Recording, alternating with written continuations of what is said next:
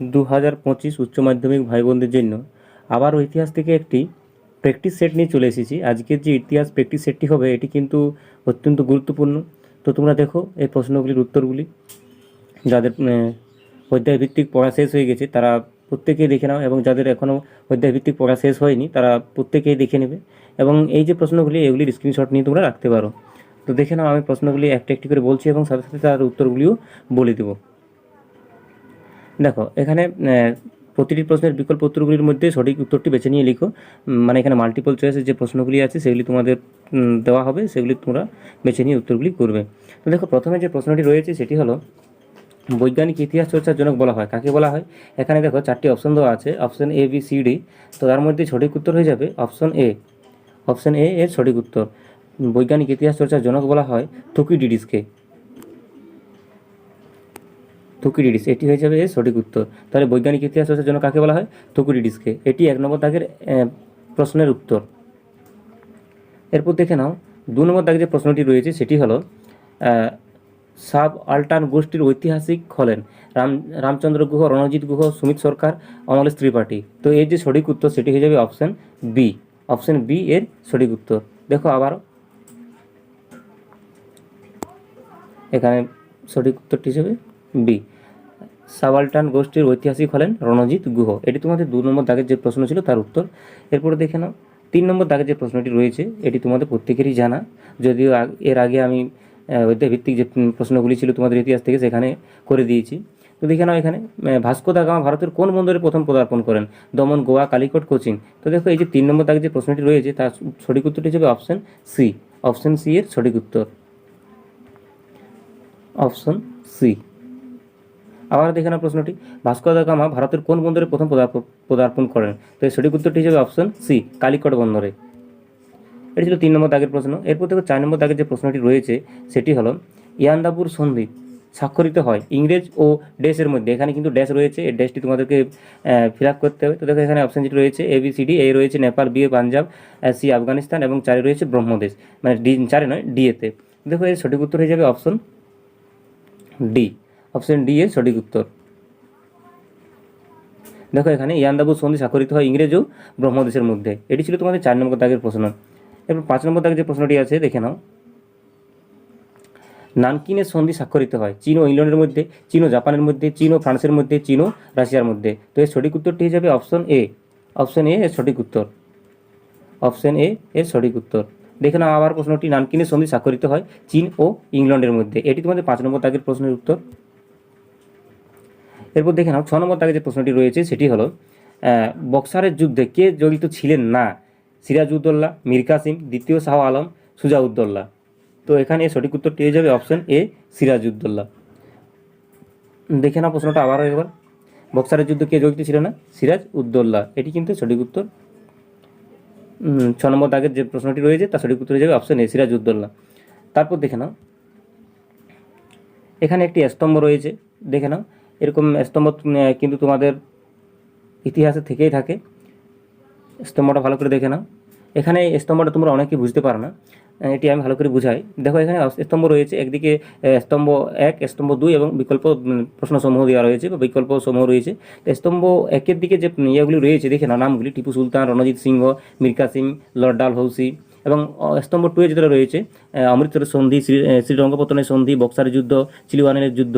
তো দেখো এখানে প্রথমে তোমাদেরকে কী করতে হবে, এগুলির যে দাগ নম্বর সেগুলি কিন্তু প্রথমত তোমাদের মিলাতে হবে, এবং তারপর এখানে এই যে বিকল্প যেগুলি রয়েছে এখানে তোমাদের এবিসি করে রয়েছে, তার মধ্যে যেটি সঠিক উত্তর সেটি কিন্তু বেছে নিয়ে লিখতে হয়। তো দেখো এখানে আমি তোমাদের স্তম্ভটা প্রথমত মিলিয়ে দিই, তারপর এর উত্তরটা তোমাদের দেখিয়ে দেবো। তো দেখো প্রথমে তো এই যে টিপু সুলতান রয়েছে, তো দেখো টিপু সুলতান এখানে এর যে সঠিক উত্তরটি হবে, এটি কোনখানে যুক্ত ছিল দেখো,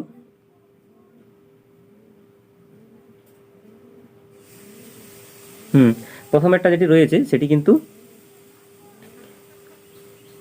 টিপু সুলতান অমৃতসরের সন্ধি, না না এটা হবে না। দেখো এখানে টিপু সুলতান, তাহলে এর এটি আসবে এখানে বি হবে, রঙ্গপত্তমের সন্ধি। তারপর দেখো এরপর আছে রণজিৎ সিংহ, অমৃতসরের সন্ধি।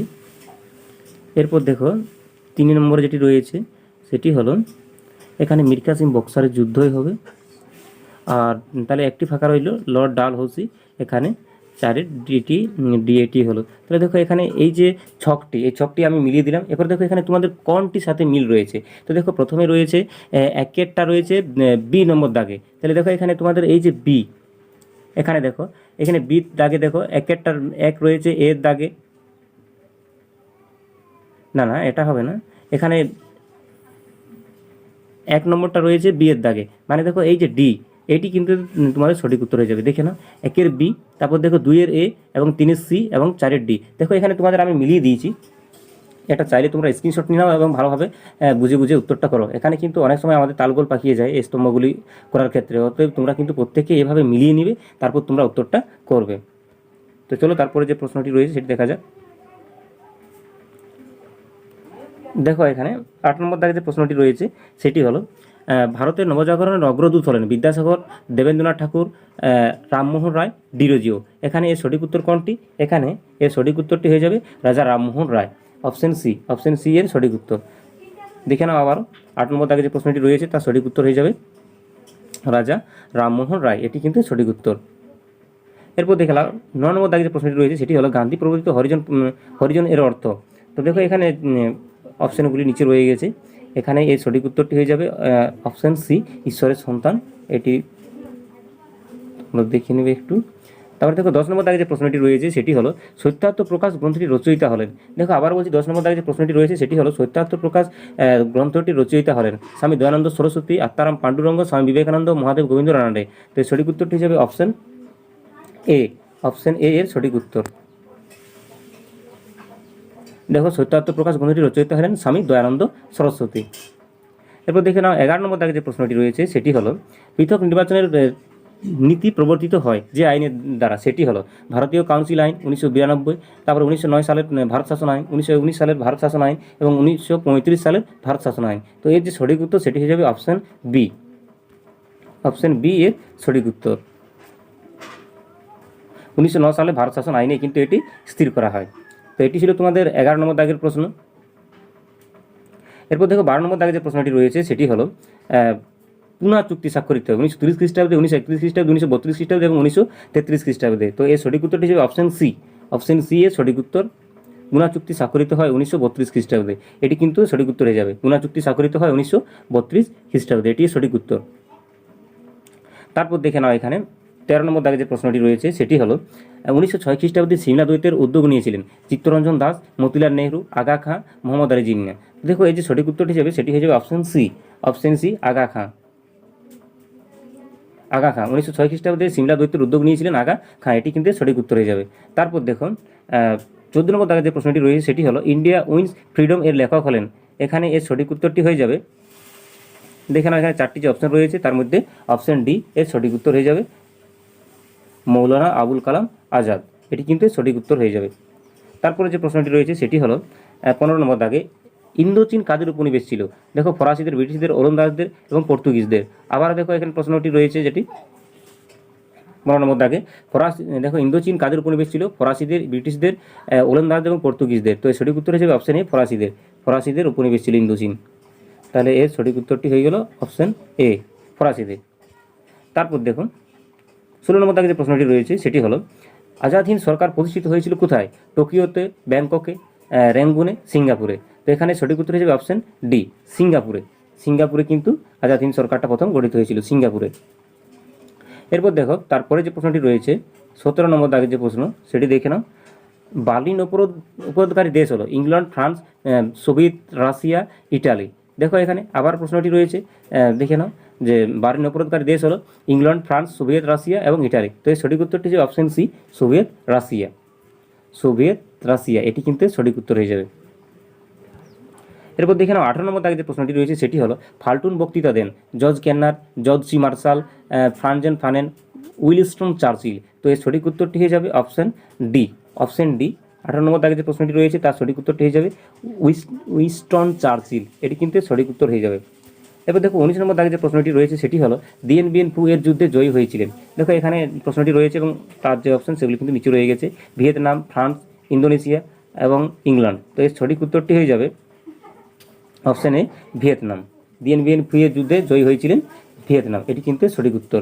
তারপর দেখো 20 নম্বর দাগে যে প্রশ্নটি রয়েছে সেটি হলো সুয়েজ খাল জাতীয়করণ করেন নাসের, জেনারেল নেগুই, বুলগানি, টিটো। এর সঠিক উত্তরটি যাবে নাসের।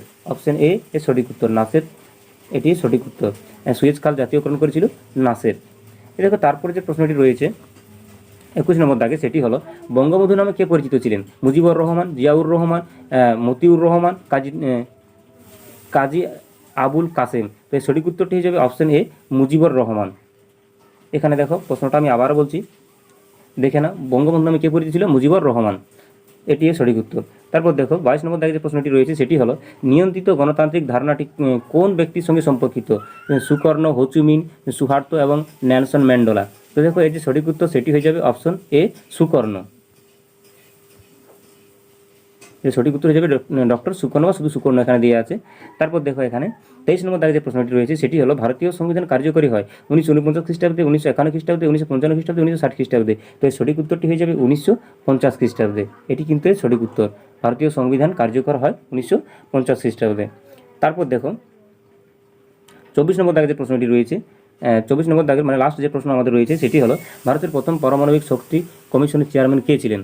তো এর যে সঠিক উত্তর আছে দেখো এখানে 4টি অপশন দেওয়া রয়েছে, তাদের মধ্যে সঠিক উত্তরটি হবে অপশন ডি হোমি জাহাঙ্গীর ভাওয়া। এটি কিন্তু এর সঠিক উত্তর হয়ে যাবে। আজকের ভিডিও এই পর্যন্তই ছিল। যদি তোমাদের ভিডিওটি ভালো লেগে থাকে তাহলে প্রত্যেকে একটি করে লাইক করো এবং চ্যানেল যদি কেউ নতুন হয়ে থাকো চ্যানেলটিকে সাবস্ক্রাইব করে পাশেই থাকো। দেখা হচ্ছে পরবর্তী ভিডিওতে।